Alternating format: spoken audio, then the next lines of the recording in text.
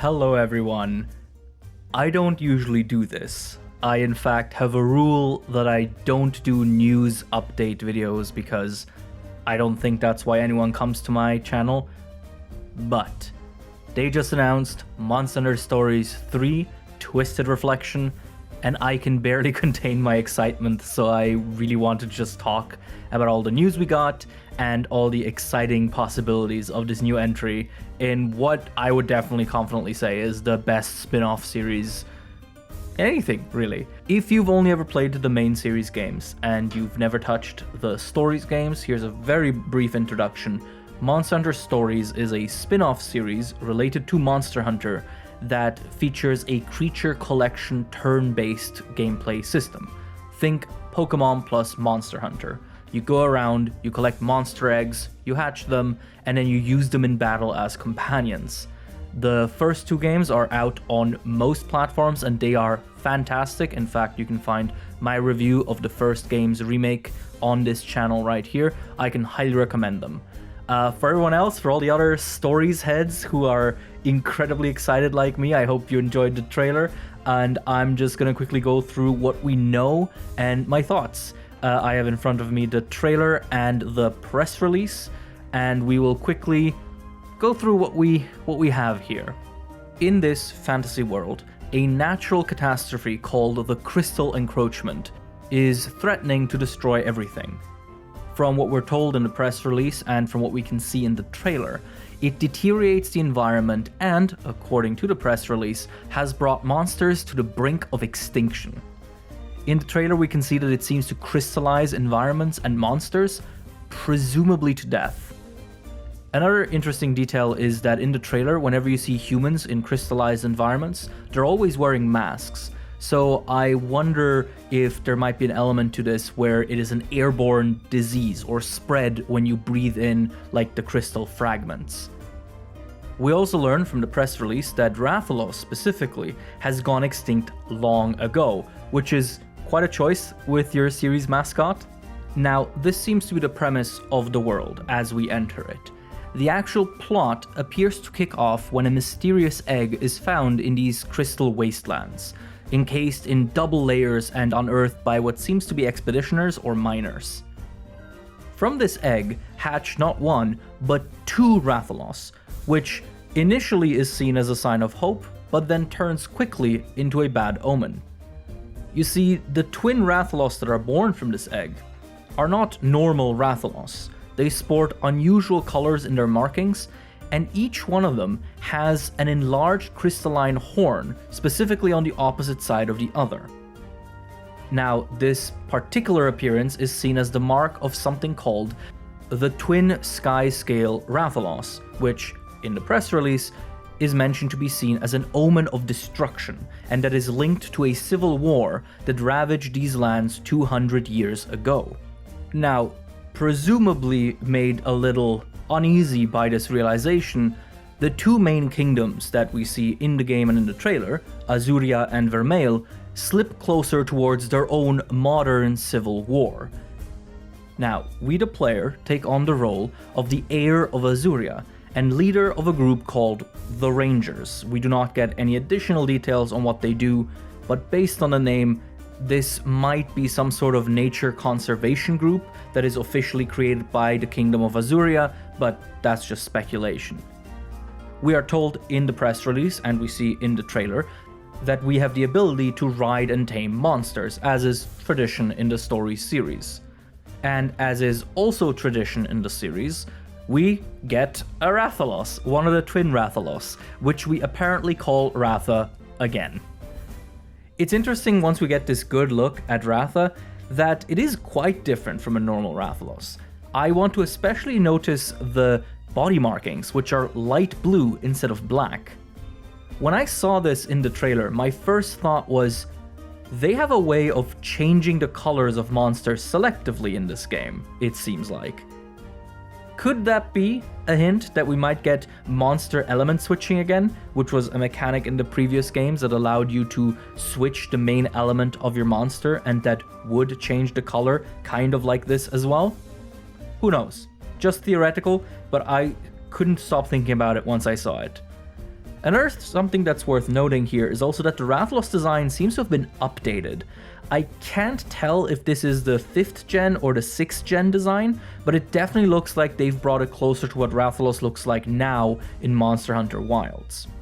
Now, Stories 3 doesn't seem to have very strong ties to the previous games. We have not seen Naviru, we have not seen any returning characters so far, but at the very least, kinship stones, the gems that allow us to actually bond ourselves to monsters, are still a thing, as they can be seen on the hand of this character here. Curiously enough, this character has not been mentioned in any of the promo material so far, so I'll be very interested to find out who this is.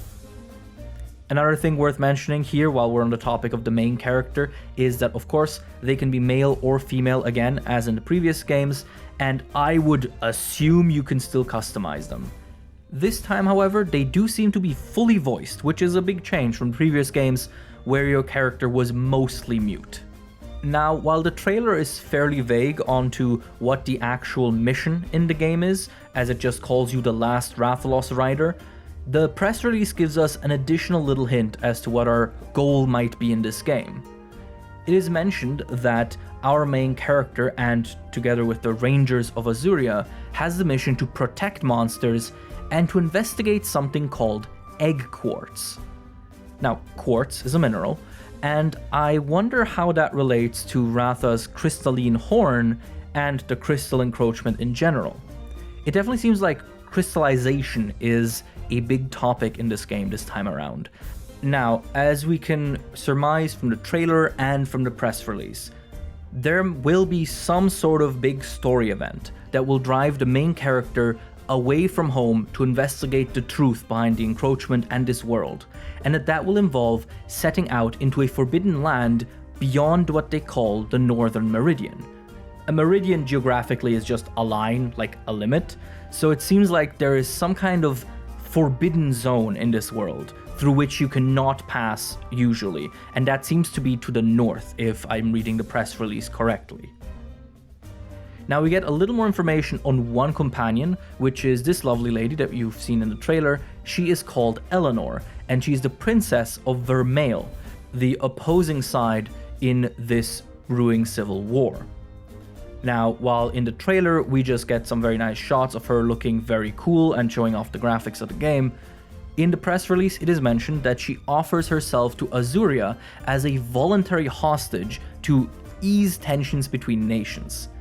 This definitely makes me think that Vermeil might be the aggressor in this conflict, and that by offering herself as a voluntary hostage, she's hoping to have her country be less eager to attack Azuria, as they might risk her life as well in the process. But I don't know, I'm not an expert in medieval diplomacy. We also hear from the press release that she is a rider as well, and that she rides an Anjanath. The last little written detail we get in the press release is that she wants to uncover the intentions of her sister, the Queen of Vermeil. Now, this definitely does sound like she might be up to no good, and definitely makes me further think that the Kingdom of Vermeil might be the actual problem in this game, but we'll wait to see. The game got announced like less than an hour ago, so we're not going to solve this plot quite yet.